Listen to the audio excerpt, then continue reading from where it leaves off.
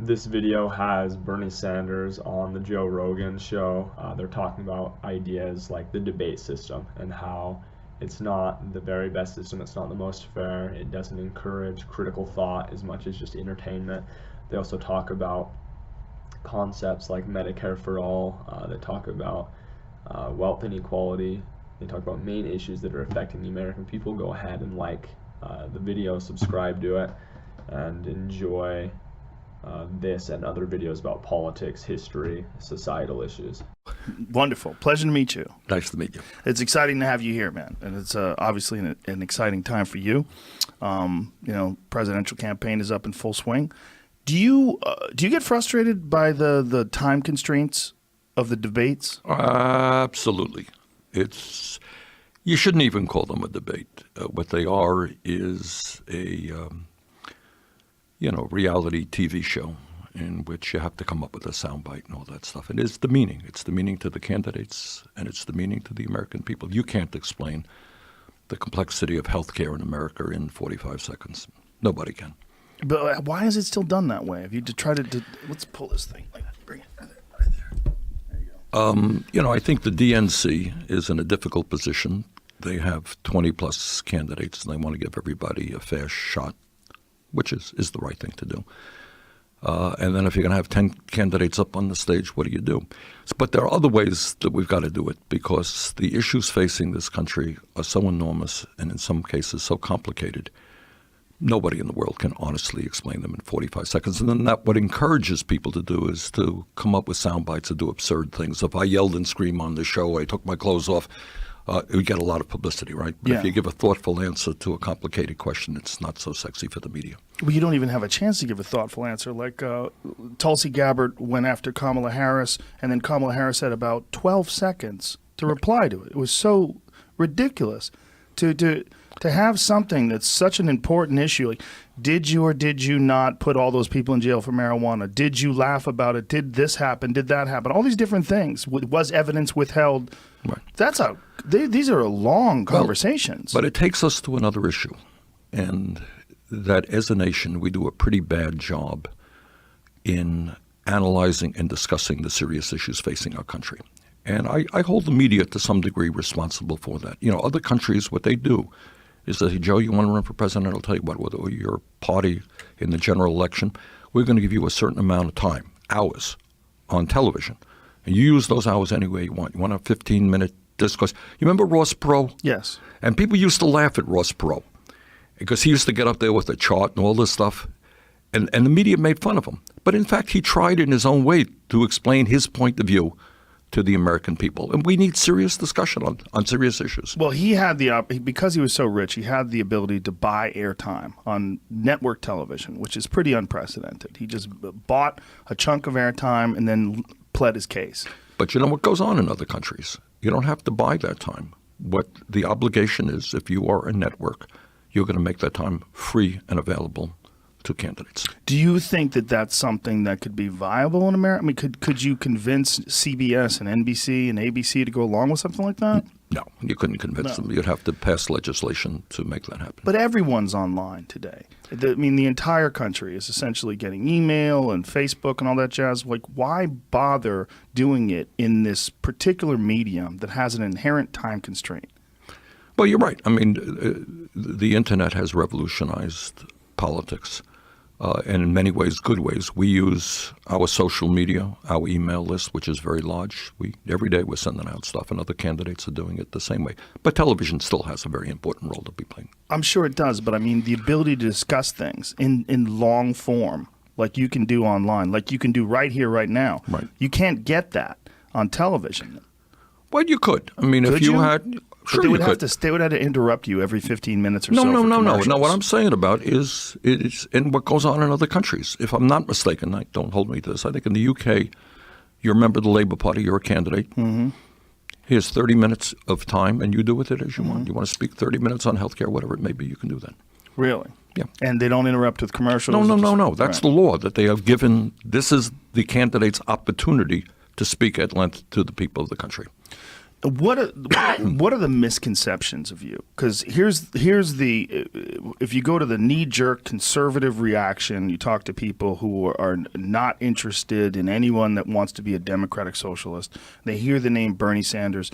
The negative implications are that you are somehow or another going to take their money. Right? Is that annoying to you? Yes, it is. Of course it is. And also that I'm Mr. Maduro. I'm a dictator.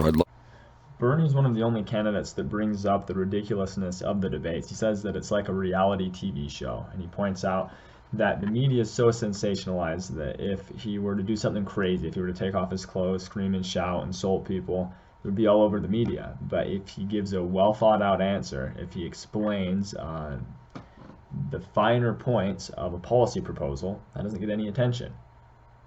He says that that's demeaning to not only the candidates but also to the American people. The hard thing in our society is that so many people are focused on entertainment. They spend a lot of time watching reality TV. They spend a lot of time trying to be excited. And really, what would potentially be better for society is if people were more focused on learning, if people were more focused on reading. Some people are so obsessed with religion and sports that is where they spend the majority of their time, and they don't understand politics or reality or history or really a lot of these extremely important issues. Ships and all that stuff.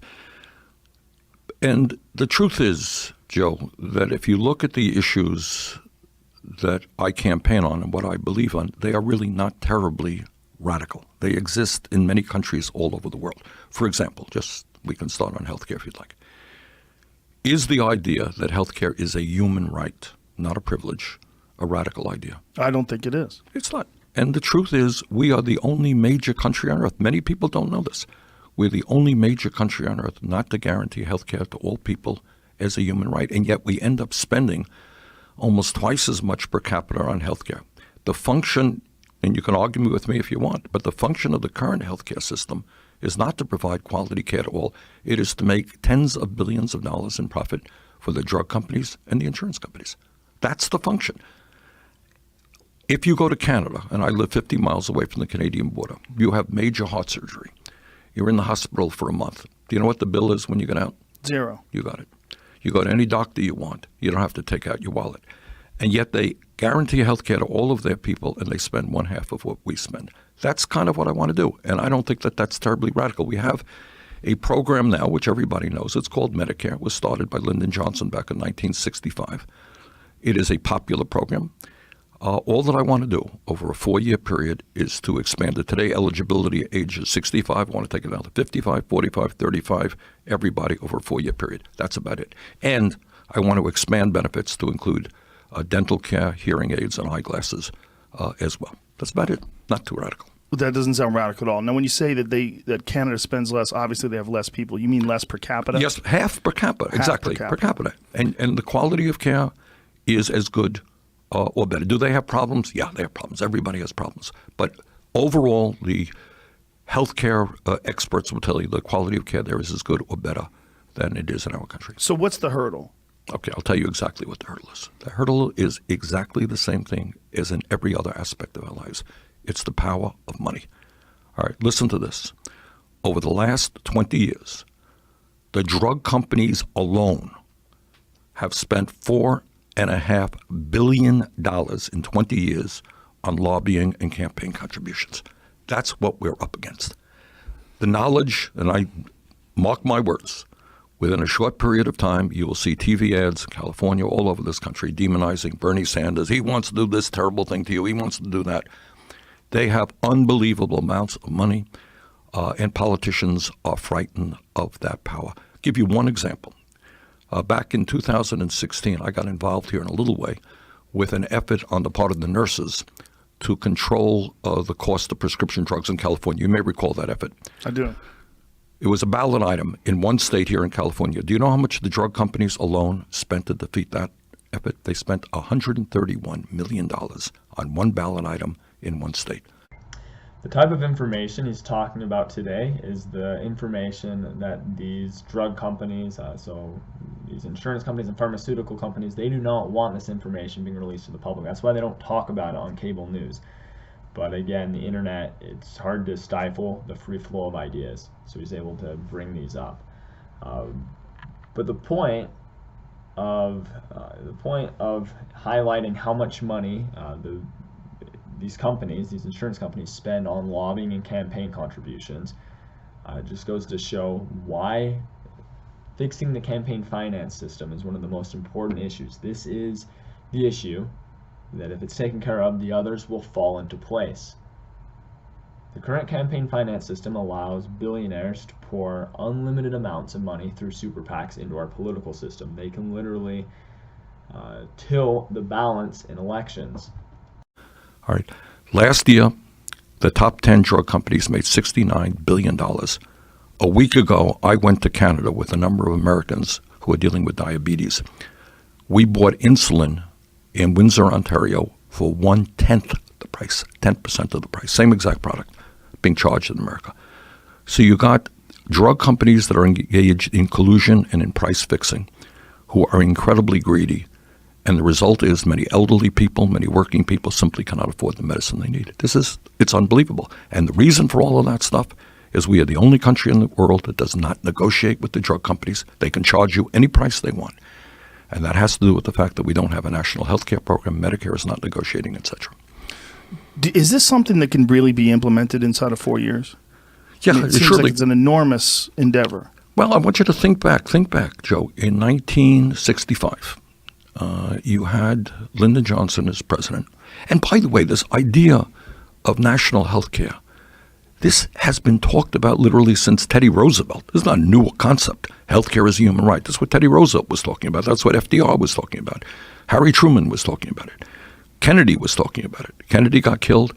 Lyndon Johnson picked up the mantle. And their idea was, according to people in their administration, we'll start with the elderly who are most impacted by healthcare costs and sickness. We'll start, and they did. In 1965, without the technology we have today, they implemented Medicare. 19 million people, elderly people, signed up in the first year. So if you could start a brand new program and have 19 million people sign up with a technology that is way, way behind where we are today, why can't we, over a 4-year period, simply expand that program? I don't think it's such a difficult operation. So when you talk about the drug companies and the lobbyists and the enormous amount of money that they spend, does this exist anywhere else other than the United States, lobbyists on that level? No, of course not. And the reason, in Canada, what you have is you have a national health care program and so forth. And they sit down and, they negotiate with the drug companies. They have their own approach. But every other major country on earth says to the drug companies, of course you can't charge us any price you want. This is a reasonable price. Tell me what your profits are, what your expenditures are. This is a price. For us, you could walk in, if you have an illness, you could walk into the pharmacy tomorrow and the price has been doubled. And you say to the pharmacist, what happened? He said, they just raised their prices. They could do it any day they want, any price they want. Now, lobbyists are... So Bernie brings up the idea of basically Medicare for all or some type of national healthcare system, saying that it's not a radical idea. It's something that Teddy Roosevelt was in favor of. Bernie cares about issues that affect the common person. That's what he's fought for his entire career. He tweeted out the other day how he doesn't rely on pollsters. He doesn't rely on people to tell him what positions he should take. He's had these ideas his whole life. He highlights a lot of them in Our Revolution. There's valuable footage that was just played. There's more that I plan on making future videos of with his interview with Joe Rogan. Go ahead and like the video, subscribe to my channel. We'll be coming out with a lot more, and hope that y'all have a good one.